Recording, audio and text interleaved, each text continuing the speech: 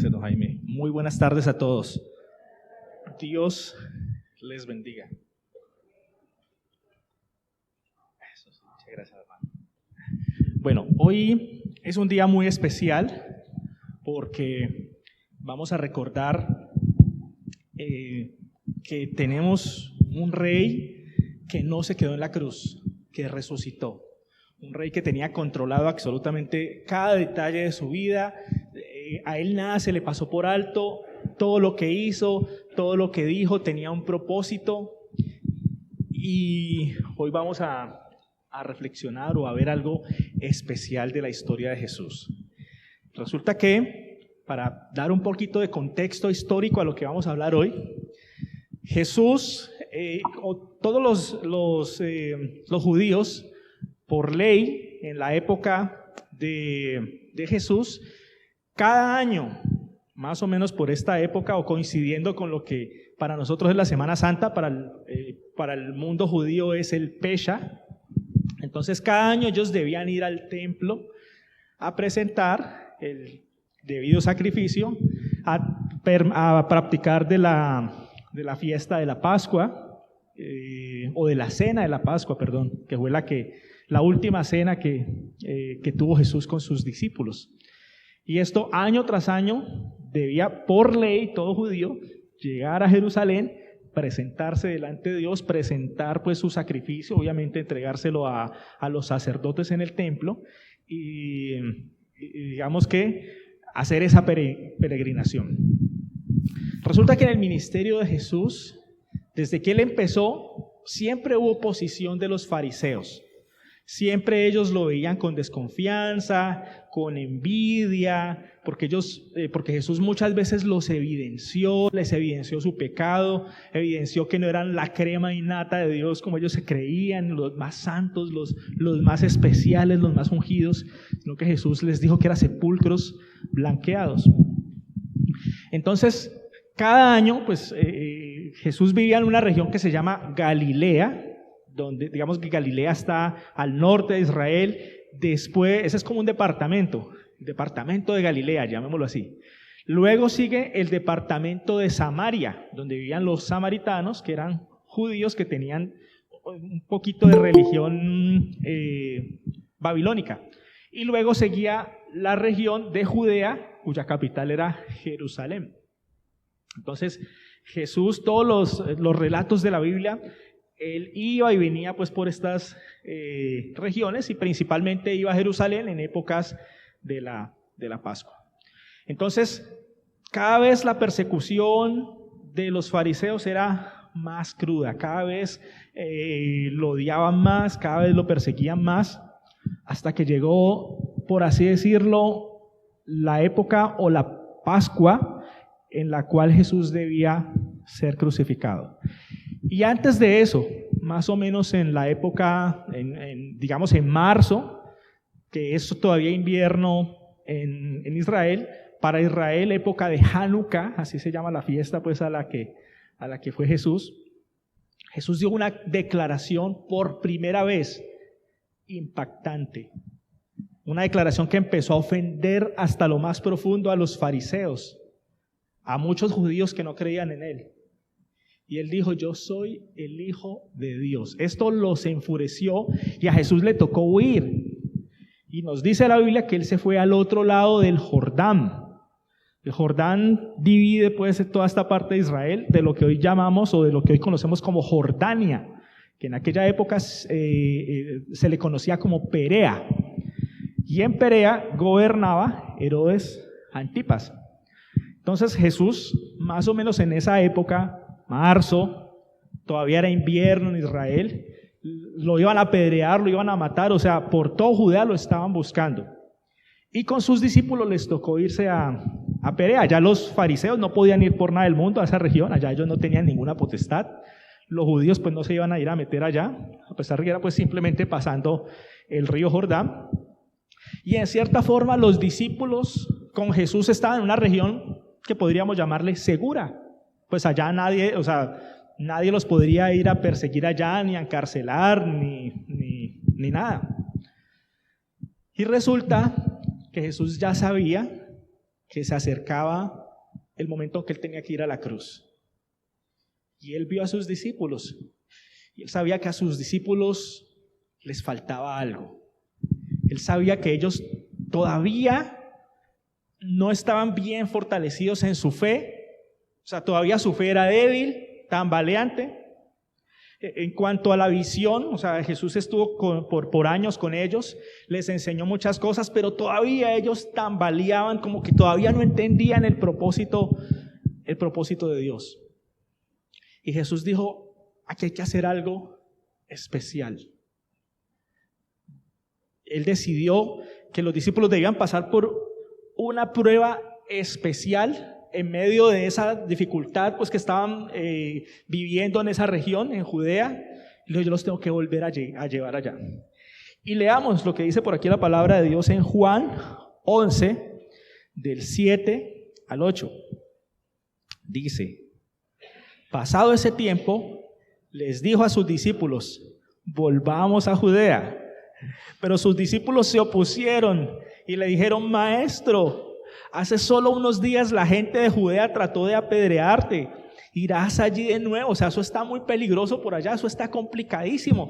Claro, en muchas ocasiones habíamos ido y había oposición, pero ahora nos van a matar. Eso es lo que le están diciendo los los discípulos a Jesús.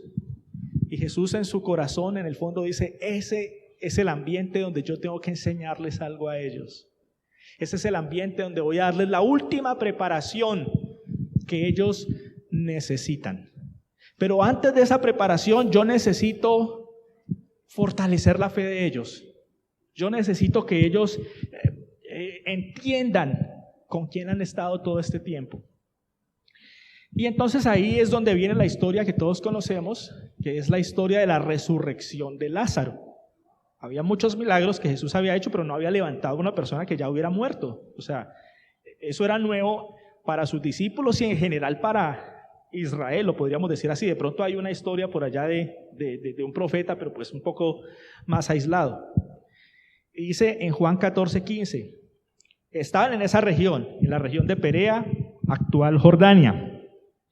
Y resulta que le mandaron unos emisarios, unos amigos de las hermanas de Lázaro, a decirle que Lázaro estaba muy enfermo, que por favor viniera urgente a sanarlo.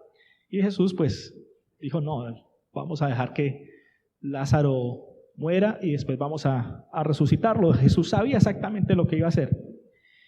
Y Jesús les dice en Juan 11 del 14 al 15, por eso les dijo claramente, Lázaro está muerto.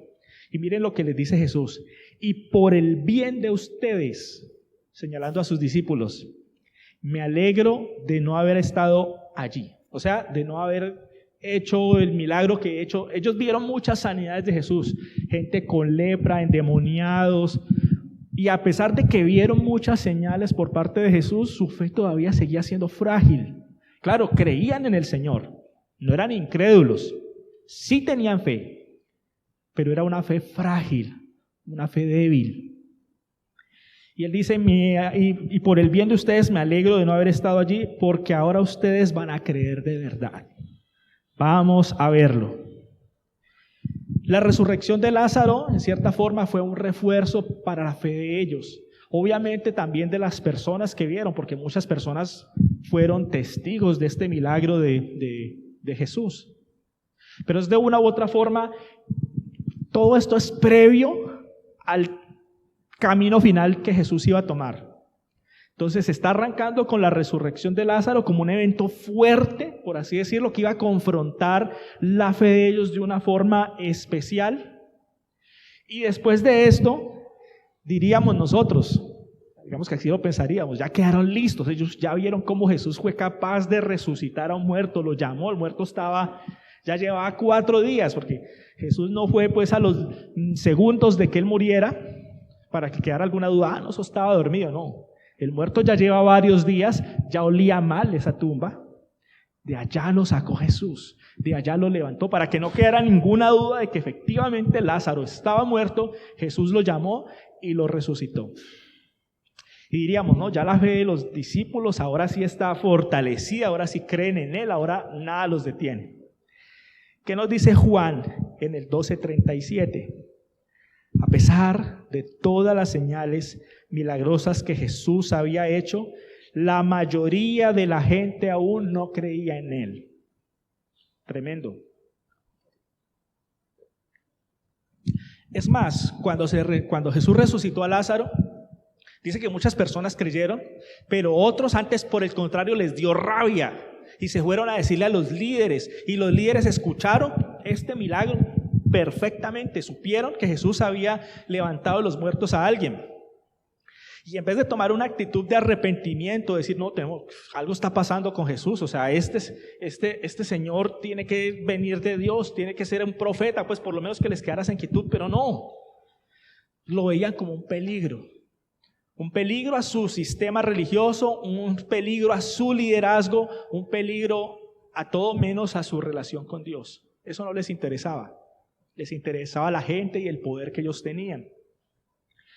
Pero es curioso que aquí Juan está diciendo, mire, la mayoría de la gente no le cree. Aún sus discípulos, a pesar de haber visto todo esto, ¿qué pasó en la cruz después? Ellos se dispersaron. Diríamos, después de haber visto cómo el Señor resucitó a Lázaro, pues ya no tendrían la fe suficiente como para que sepan quién era Jesús, y resulta que no.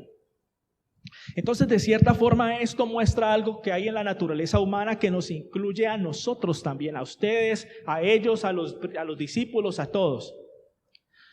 Claro, nos encanta ver milagros y queremos ver la manifestación de Dios, pero Dios sabe que a veces esos milagros, esas cosas sobrenaturales que hace por nosotros, no son suficientes para nosotros para fortalecer nuestra fe.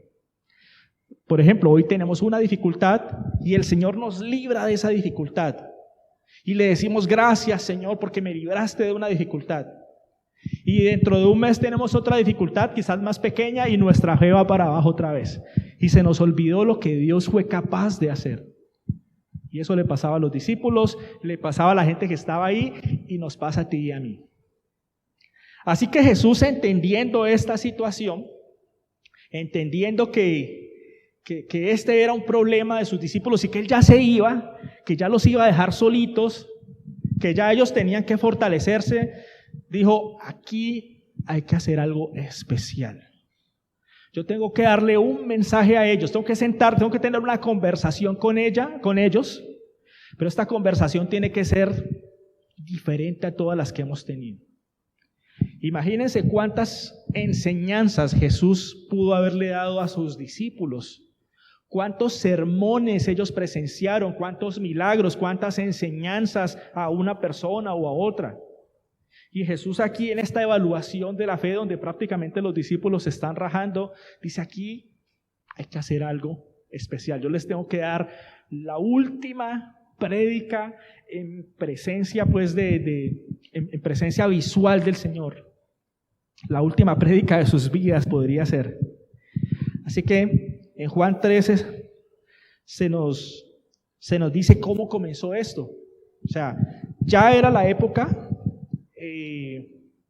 previa a esa semana de la Pascua judía.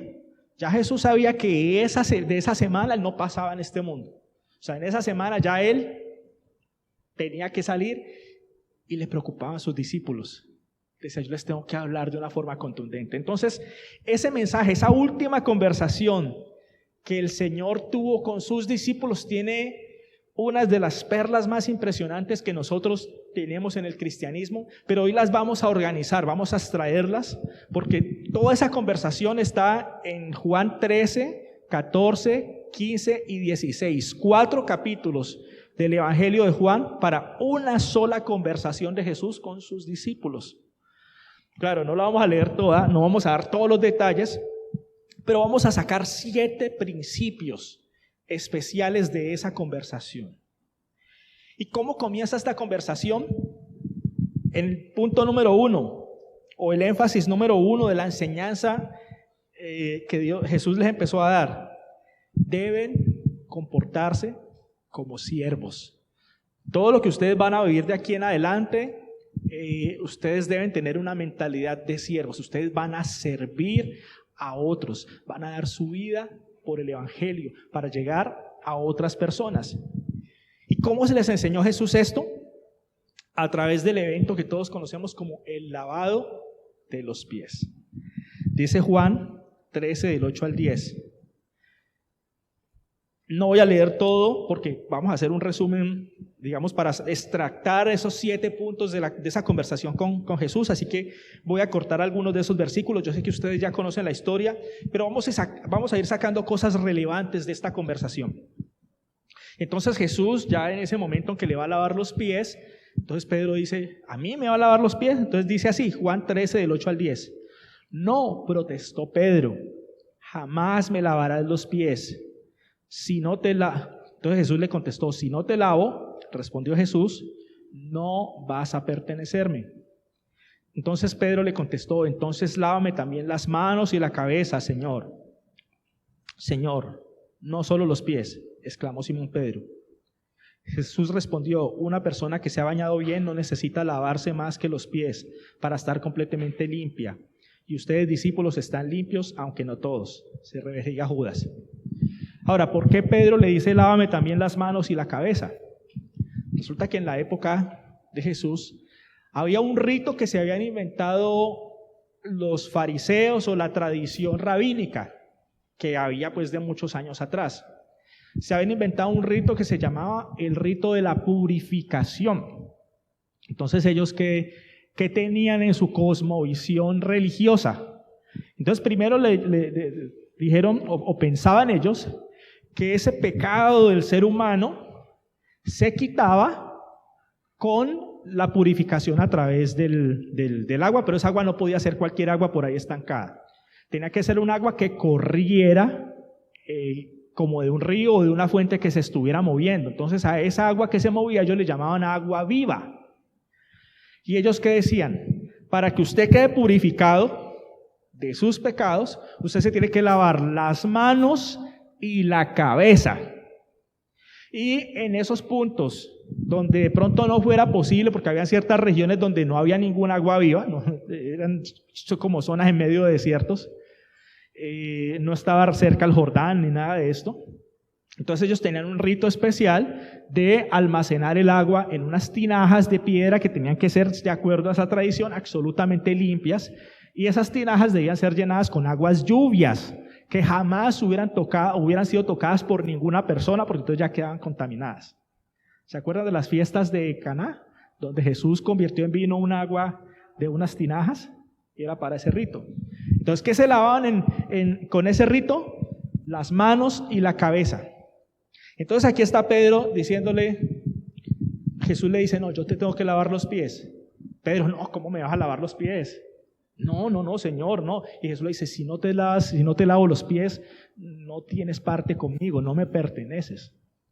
Entonces Pedro lo asoció inmediatamente con esa tradición religiosa judía. Entonces digo, no, pues si es así, si me vas a purificar de una vez de mis pecados, pues entonces de una vez, pues aquí están mis manos y mi cabeza para que me purifiques. Y el Señor le dice, no es así. No es de acuerdo a las tradiciones religiosas. Eso que se inventaron los fariseos para purificar de sus pecados no sirve para nada. Ellos están muertos en sus pecados a pesar de que se purifican en agua y hacen cantidad de cosas. Ustedes, mis discípulos, están limpios, pero no por los ritos de purificación en que alguna vez participaron cuando estaban en su religiosidad. Ustedes están limpios por la palabra que yo les he dado. Es mi palabra la que los limpia. Entonces, después de que les dio esta enseñanza, en Juan 13, del 12 al 15, dice, después de lavarle los pies, se puso otra vez el manto. El manto representaba la autoridad de él como persona más importante en ese momento. O sea que para lavarle los pies se la había quitado. Se sentó y preguntó, ¿entienden lo que acabo de hacer? Se está diciendo Jesús. Ustedes me llaman maestro y señor, y tienen razón porque lo soy. Y dado que yo, su señor y maestro, les he lavado los pies, ustedes deben lavarse los pies unos a otros. Les di mi ejemplo para que lo sigan. Hagan lo mismo que yo he hecho con ustedes. Ese es el punto de toda esa enseñanza. Hagan lo mismo que yo he hecho con ustedes. Lo que yo vine a hacer al mundo, que fue a servir despojándome del privilegio que tenía de ser, del manto que tenía, de ser el maestro, de ser su Señor y por un momento ser el siervo de ustedes al lavarle los pies. Es lo mismo que yo hice cuando sí, estando en forma de Dios, como lo describe Filipenses. Jesús, siendo en forma de Dios, no escatimó ser igual a Dios como cosa que aferrarse, sino que se despojó a sí mismo tomando forma de siervo. Y Jesús les está diciendo, este modelo que ustedes han visto de mí, que no lo han visto solamente en este acto ceremonial simbólico de lavar los pies, sino que ustedes lo han visto como yo sirvo a otras personas, a los necesitados, a la gente que necesita, que está hambrienta de Dios, ustedes van a salir a hacer lo mismo. Entonces ese es el punto número 1 de este grupo de enseñanzas que Jesús les estaba dando. Les está poniendo las cosas en su lugar. Les está diciendo, digamos, contrario a lo que pensaba Judas, que Judas creía que ellos iban a reinar, iban a ser un grupo, digamos que iba a liderar ejércitos y que iban a echar a los romanos de la tierra de Israel y entonces ellos serían grandes comandantes. No, Jesús les está diciendo, ustedes van a ser siervos. Ustedes van a ir a servir. En el punto número 2 viene algo importante también. El punto número 2 de esta enseñanza que Jesús les está dando, viene la revelación más importante de la historia, lo podríamos decir. Miren lo que dice acá. Empieza así, Juan 14:1.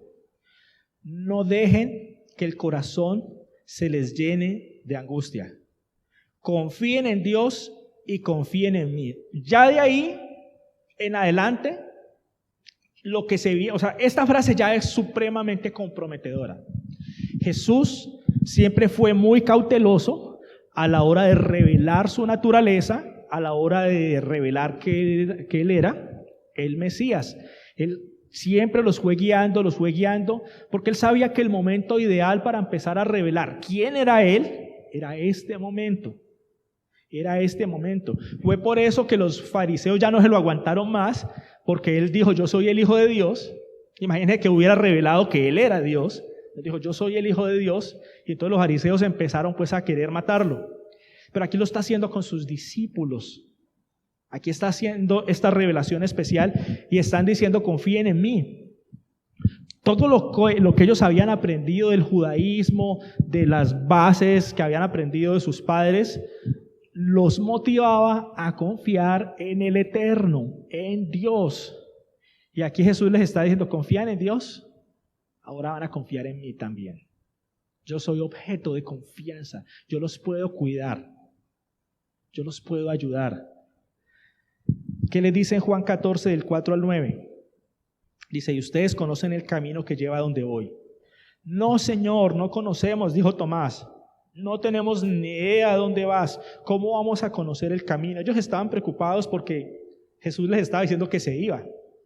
Ellos pensaban que de pronto Jesús iba a tomar camino por el desierto, de pronto se iba para Babilonia, o de pronto se iba a quedar radicado por allá en Perea, y a ellos les iba a tocar quedarse acá lidiando pues con los judíos, porque como querían matar a Jesús, ellos estaban imaginando una cosa totalmente diferente. Ellos estaban pensando que no, pues ya esto es muy complicado avanzar, porque ya Jesús lo quieren matar, y pues nosotros nos vamos a quedar por acá solos, y Jesús se va a ir. Y entonces Jesús le dice, ustedes saben muy bien yo a dónde voy. Y aquí Tomás, no, nosotros no tenemos, tú estás diciendo que te vas, pues no tenemos ni idea si te vas a Perea, si te vas a Egipto, si te vas a ir a esconder en Galilea, en alguna de las ciudades romanas, te vas para Roma, no tenemos ni idea. Esa era su mentalidad. Y Jesús les dice, yo soy el camino, la verdad y la vida. Nadie puede ir al Padre si no es por medio de mí. ¿Ustedes se imaginan lo que significa esta revelación de Jesús? Para nosotros hoy día es normal, claro, la hemos repetido muchas veces, yo soy el camino, claro, seguirlo a Él, yo soy la verdad, yo soy la vida. Es decir, decirle a un judío del primer siglo, yo soy la vida, era decirle, yo soy el creador de la vida, yo soy Dios. Esto no se los había dicho hasta ahora. Era en este momento especial donde él ya dice, ya aquí tengo que revelarme a ellos y tengo que decirles las cosas. Y miren cómo lo empezaron a asumir ellos. Si ustedes realmente me conocieran, también sabrían quién es mi Padre. O sea, les está diciendo, ustedes todavía les falta conocer a Dios. Me han seguido, pero aún no lo conocen como deben conocerlo. De ahora en adelante, ya lo conocen y lo han visto. Felipe le dijo, Señor, muéstranos al Padre y quedaremos conforme. Cuando Felipe le dice eso, se está imaginando en lo que le pasó a Moisés. Moisés quería ver a Dios y Dios le permitió ver una partecita de su cuerpo y digamos como en una especie de revelación especial. Y Felipe apunta algo así, venga, o sea, tú tienes relación con el Padre, es tu Padre, tú no lo has dicho, nos encantaría verlo, ¿será que lo podemos ver? Y la declaración de Jesús cada vez era más comprometedora, cada vez era más profunda. Jesús le respondió, Felipe, he estado con ustedes todo el tiempo y todavía no saben quién soy yo. Los que me han visto a mí, han visto al Padre. Entonces, ¿cómo me pides que te muestre al Padre? Jesús se reveló como Dios en ese momento. Pero es curioso porque nuestra imagen de Dios y la de los discípulos también es la de un Dios superpoderoso que hizo el cielo, la tierra con solamente pronunciarlos. Pero Jesús está aquí a punto de pasar por una situación que entre comillas lo hace ver débil. Así que Jesús está reforzando la idea de quién es Él y que en algún momento entiendan que era necesario que Él pasara todas esas cosas, pero que siempre entiendan que Él era Dios y que ellos han estado con el Dios eterno durante todos estos años. Esa es la declaración, ese es el calibre de la declaración que Jesús les está haciendo. En el 3, después de haberles hecho tamaño de revelación, les dice, listo, ahora vamos a poner las cosas en su lugar. Ustedes dicen que me aman, porque ellos amaban al Señor. Ustedes dicen que me aman, ustedes hoy van a aprender cuál es la verdadera forma de amar a Dios. Y el punto número 3 de esa conversación es la verdadera forma de amar a Dios. Dice en el Juan 14:15, si me aman, obedezcan mis mandamientos. Los que acepten mis mandamientos y los obedecen son los que me aman. Y porque me aman a mí, mi Padre los amará a ellos. Y los amaré y me daré a conocer a cada uno de ellos. Jesús contestó más adelante en el 23, todos los que me aman harán lo que yo diga. Mi Padre los amará y vendremos para vivir con cada uno de ellos. El que no me ama, no me obedece. Y recuerden, mis palabras no son mías. Lo que yo les he hablado proviene del Padre quien me envió. Les digo estas cosas ahora mientras todavía estoy con ustedes. ¿Qué les está diciendo aquí el Señor Jesús? Les está diciendo, ¿ustedes quieren saber si realmente me aman? Si ustedes me aman, obedecen mis mandamientos. Él les está diciendo, amar a Dios no es sentir maripositas en el estómago, no es llorar cuando, en nuestro contexto, cuando suena una canción bonita que nos encanta de alabanza, oh Dios, cómo te amo. No, Jesús está diciendo, amar a Dios es obedecerme. Es que todo aquello que yo les he enseñado, ustedes lo obedezcan. Ojo, porque Jesús está diciendo el que obedece mis mandamientos, no está diciendo el que obedece la ley. Ahí hay una pequeña diferencia, hoy no vamos a profundizar en eso. Pero ¿cuáles son los mandamientos de Jesús? Él los resumió. Acuérdense, un mandamiento nuevo les he dado, que amen a su prójimo como a ustedes mismos. Amar a Dios y amar al prójimo como a ustedes mismos, de ahí se desprende toda la ley. Entonces Jesús les está diciendo, cuando ustedes realmente amen a las personas que están a su lado, ustedes van a cumplir los mandamientos del Señor. Porque ustedes ya no van a pensar de la forma egoísta en que piensa todo el mundo. Los fariseos eran personas supremamente religiosas que trataban de cumplir cada detalle de la ley. Llegaban al punto de diezmar sobre las hierbas que tenían en su jardín de la casa. O sea, las hierbitas que tenían por ahí, como para el consumo diario, de eso fielmente sacaban el diezmo y allá lo presentaban. Y Jesús les dijo una vez: ustedes diezman la menta y el eneldo, pero se les olvida lo más importante. En resumen, se les olvida amar a los demás. Son egoístas, piensan en ustedes mismos, no le ayudan a nadie. Y de esto es de lo que está hablando el Señor Jesús. Pero aquí viene algo también muy importante, y es el punto número 4, porque Jesús sabe que el ser humano tiene un problema con la obediencia grande. No somos buenos para obedecer, somos muy buenos para desobedecer a Dios. Todos los discípulos, yo, ustedes, todos somos buenos para desobedecer a Dios. Y Jesús lo sabía. Y el punto 4, Jesús va a tocar sobre cuál es la única forma de amarlo. No hay otra. No es con canciones, no es con llanto, con maripositas, con romanticismo delante de Dios. No, qué bueno que lo adoremos y que sintamos de pronto una especie de enamoramiento hacia el Señor. Amén, maravilloso. Pero Jesús está diciendo: ustedes deben demostrar su amor a través de la obediencia. Eso quiere decir que hay cosas que a ustedes les gustan en su día a día, a las cuales ustedes van a tener que renunciar por amor a mí. Pero por mucho que ustedes se esfuercen, si no hacen esto que les voy a enseñar ahora, no lo van a lograr. Y ahí es donde viene la enseñanza de Juan 15. Ya vamos llegando al 16, ya vamos a terminar. Juan 15 dice: yo soy la vid verdadera y mi Padre es el labrador. Él corta de mí toda rama que no produce fruto y poda las ramas que sí dan fruto para que den aún mucho más. En el 4 les dice la clave de todo: permanezcan en mí. Si ustedes permanecen en mí, yo permaneceré en ustedes, pues una rama no puede producir frutos si la cortan de la vid, y ustedes tampoco pueden ser fructíferos a menos que permanezcan en mí. Ciertamente, yo soy la vid y ustedes las ramas. Los que permanecen en mí y yo en ellos producirán mucho fruto, porque separados de mí no pueden hacer nada. Aquí el Señor les está diciendo la clave: solo lo van a lograr si ustedes permanecen en mí. Solo lo van a lograr si ustedes permanecen en mí. O sea, les está diciendo: si ustedes van a ser así de religiosos como los fariseos, que van a intentar, o sea, que van a cambiar de ley o de testamento. Entonces los fariseos trataban de obedecer la ley antigua, y ahora ustedes van a hacer lo mismo con cada una de las enseñanzas de Jesús. No, así no funciona.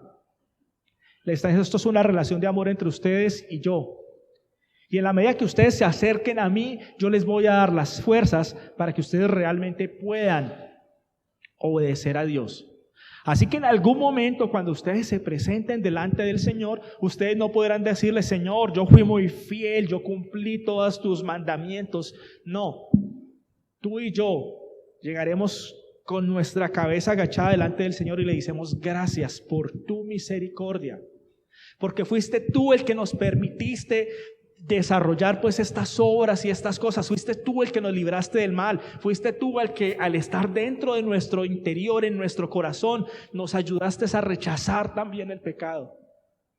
Pero cuando tú y yo nos alejamos, entonces quien empieza a reinar es esta carne que nosotros tenemos, que le encanta el pecado. Le encanta pecar, le encanta desobedecer a Dios, le encanta estar más lejos le encanta estar lejos de Dios. Así que Jesús, sabiendo esa naturaleza de cada uno de nosotros, nos está diciendo: vengan, aquí tenemos que caminar de la mano por este camino. Ustedes tienen que caminar conmigo, cerquita, si no, no lo van a lograr. Para eso van a recibir el Espíritu Santo. El punto número 5, Jesús les está diciendo: muchachos, hay otro tema que ustedes tienen que entender hoy. Resulta que ustedes ya saben, pues todas estas revelaciones que el Señor les ha dado. Ustedes van a ser siervos, están siguiendo el camino correcto, están directamente con Dios son mayoría, como decimos nosotros, pero tengan en cuenta lo siguiente: el mundo los va a odiar, los van a perseguir, los van a matar, y mucha gente que los mate van a pensar que están sirviendo a Dios. En esta época vemos ese ejemplo. En muchos países musulmanes es súper común la ejecución de cristianos o de los cruzados, como nos dicen, por el solo hecho de ser cristianos, por el solo hecho de predicar a Jesucristo. Somos dignos de muerte en ese tipo de territorios. Y ellos allá piensan que están sirviendo a su Dios cuando nos matan. Y Jesús está hablando de eso. Y le está diciendo a ellos, si el mundo, en Juan 15:18, si el mundo los odia, recuerden que a mí me odiaron primero. Si pertenecen al mundo, el mundo los amaría como a uno de los suyos, pero ustedes ya no forman parte del mundo. Yo los elegí para que salieran del mundo. Por eso el mundo los odia. Les he dicho estas cosas para que no abandonen su fe. Él les está diciendo, señores, esa persecución que ustedes van a vivir, y nos lo dice a nosotros, señores y señoras, la persecución que ustedes van a vivir en el mundo no va a ser cómoda, va a ser dolorosa. Y es tan dolorosa que aún su fe se va a poder ver afectada. Pero Jesús nos está diciendo, de antemano yo les advierto que las cosas no van a ser fáciles al seguir este camino. El hecho de que sigamos al Dios de la vida, al Creador del universo, no implica un camino de rosas para nosotros. Implica un camino lleno de dificultades, lleno de aprendizaje. Claro, con un Dios que nos lleva de la mano, levantándonos de caída en caída, enseñándonos diferentes pruebas, las usa a nuestro favor. Pero esto no va a ser fácil, va a ser difícil, nos está diciendo el Señor. Y les advierto esto, ¿saben para qué? Para que cuando estén en esos momentos difíciles su fe no se debilite. Porque el Señor sabe cómo somos nosotros, a veces de malagradecidos, de olvidadizos, de que así como el pueblo de Israel, Dios los sacó de Egipto con gloria, con poder, les abrió el mar, y cuando llegaron a las dificultades del desierto que eran menores, se les olvidó el Dios y se hicieron un becerro de oro. Y ese corazón que tenían esos hombres tan malos que abandonaron a Dios y que hicieron ese becerro olvidándose de los milagros que hizo, ese corazón lo tenemos tú y yo, somos iguales, somos humanos. Así que Jesús nos está hablando claro y directo. El punto número 6, ya casi para ir terminando. El Espíritu Santo continuará mi obra en ustedes. Jesús les está diciendo, yo me voy a ir y les conviene que yo me vaya. Miremos, dice en Juan 16:7-8, en realidad es mejor para ustedes que me vaya, porque si no me fuere, el abogado defensor no vendría. En la versión que tienen ustedes dice el Consolador o el Espíritu Consolador. En cambio, si me voy, entonces se los enviaré a ustedes, y cuando Él venga, convencerá al mundo de pecado, de la justicia de Dios y del juicio que viene.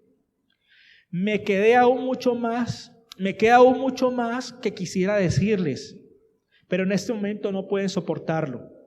Pero cuando venga el Espíritu de verdad, Él los guiará a toda verdad. Aquí el Señor les está diciendo, mire, hay tantas cosas que ustedes deben aprender. Hay tantas otras cosas que yo quisiera decirles, pero este último resumen, esta última conversación, decidí sacarlo más especial.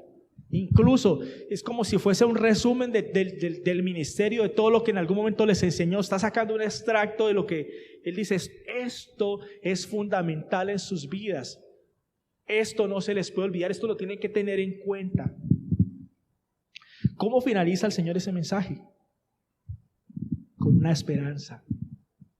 Porque hasta ahí parece un mensaje difícil, duro. O sea, hasta ahí, pues primero tienen que ser siervos. Segundo, miren con quién están tratando ustedes. No están tratando con cualquiera, están tratando con el Rey del universo, así que pilas con irse a desviar. Ojo porque van a ser perseguidos. Ojo porque su fe se puede debilitar. ¿Qué esperanza hay? O sea, ¿cuál es la recompensa de eso? En Juan 16, 20 del 22 dice, dijo Jesús, les digo la verdad, ustedes lloran y se lamentarán por lo que va a sucederme. O sea, eso va a ser un impacto desgarrador para ustedes. Y el mundo se va a alegrar. Ustedes se lamentarán, pero su dolor se convertirá de pronto en una alegría maravillosa. Será como una mujer que sufre dolores de parto, pero cuando nace su hijo, su angustia se transforma en alegría, porque ha traído una nueva vida al mundo. Así que ahora ustedes tienen tristeza, pero volveré a verlos, y entonces se alegrarán, y nadie podrá robarles esa alegría. Aquí el Señor les está diciendo la recompensa que ustedes van a tener por estar en mi camino, por hacer todo esto que yo les está diciendo. Esa recompensa no tiene nombre, esa recompensa no tiene precedentes. Ustedes van a ver un modelo de esta situación ahora que ustedes me vean cómo me van a crucificar. Ustedes van a estar llenos de dolor, ustedes van a estar desgarrados, ustedes se van a sentir derrotados, van a sentir que perdieron el tiempo quizás. Ustedes se van a sentir verdaderamente mal. Pero después yo voy a resucitar. Jesús aquí les está diciendo eso en una forma resumida. Y cuando ustedes me vean nuevamente en vida, después de haberme clavado en esa cruz, ustedes van a tener una alegría, que esa alegría ya no se las quita nadie por el resto de sus vidas. Y así fue. Los discípulos pudieron verlo resucitado. Y ese evento de ver la resurrección, sumado a cuando recibieron el Espíritu Santo, transformó a esos hombres que primero eran débiles en la fe y que al principio no entendían las cosas. Esos hombres que eran temerosos, como Pedro, que le dijo a Jesús, Jesús, yo nunca te voy a abandonar. Pero cuando llegó el momento de la prueba, lo abandonó, lo negó, y en la cruz no estuvo. Pedro no estuvo en la crucifixión, estaba lleno de miedo. El único que estaba ahí era Juan. Juan sí se hacía matar por el Señor, lo amaba. Pero Pedro, en ese momento, Pedro no estaba ahí. Pero el Pedro, después de haber visto a su Señor resucitado, después de haberlo visto, después de que fue lleno del Espíritu Santo, ese Pedro, en el momento final de su vida en Roma, cuando lo iban a crucificar, dijo, yo no soy digno de morir como mi Señor, y lo crucificaron al revés, se hizo matar por el Señor. Ese Pedro temeroso que negó a Jesús antes de la crucifixión, ese Pedro lleno de miedo antes de que el Espíritu Santo viniera sobre él, fue transformado radicalmente. Fue transformado, y este es el resumen que el Señor les dijo. ¿Cuál fue la conclusión de este tema? Esa conclusión es maravillosa. O sea, Jesús, ¿cuál fue el último versículo de toda esta charla que nosotros tenemos? Es Juan 16:33. Escúchenlo muy bien, porque es impresionante lo que el Señor les dice aquí. Juan 16:33 les dice, les he dicho todo lo anterior, o sea, toda la conversación que está narrada desde el capítulo 13. Les he dicho todo lo anterior para que en mí tengan paz. Aquí en el mundo tendrán muchas pruebas y tristezas, pero anímense porque yo he vencido al mundo. Y si nosotros leemos el contexto del Nuevo Testamento, el momento exacto en que Jesús venció el mundo fue en la cruz. Aquí todavía no había llegado a la cruz Jesús. Aquí todavía no había llegado. Cuando Jesús es resucitado, la Biblia nos dice ahí, venció a la muerte. Se enseñoreó de la muerte, venció. Y aquí Jesús les está hablando. Les he dicho todo lo anterior para que en mí tengan paz. Aquí en el mundo tendrán muchas pruebas y tristezas, pero anímense porque yo he vencido al mundo. Y no lo está diciendo a futuro, no lo dice yo venceré al mundo, lo dice en presente. ¿Saben por qué lo está diciendo en presente? Para que se sostengan de sus sillas. Porque ya en esta conclusión no le está hablando solo a sus discípulos, nos está hablando a ti y a mí. En este versículo el Señor pensó en ti que estás sentado en esa silla. Cuando estaba en la cruz, lo que no dejó que se bajara de esa cruz es pensar en ti Claro, pensó en sus discípulos, pensó en los que estaban ahí, pero pensaba en todos. Y Él te conocía a ti desde antes de la fundación del mundo. Y cuando dice esta conclusión, el Señor estaba pensando en ti. Coloca tu nombre en este versículo. Paulo, te he dicho esto para que en mí tengas paz. Aquí en el mundo tendrás aflicción, pero yo he vencido al mundo. Yo he vencido al mundo. Cierra tus ojos allí donde estás, hijo, coloca la canción. Tú y yo tenemos que estar felices porque seguimos a un Señor que venció en la cruz. Resucitó, no se quedó muerto. Sin duda que este hombre era un profeta más. Pero, ¿qué está pasando? No puede ser. La piedra se está moviendo. Oh, no. No lo puedo creer. Jesús ha resucitado. Así es, Señor. Él Amén. vive. Él vive. Dale un aplauso al Señor, al que vive por los siglos de los siglos, al que resucitó, al que se levantó de la muerte. Aquel que en mí cree, aunque esté muerto, vivirá. Dios los bendiga. Dios los bendiga. Gloria a Dios. Amén.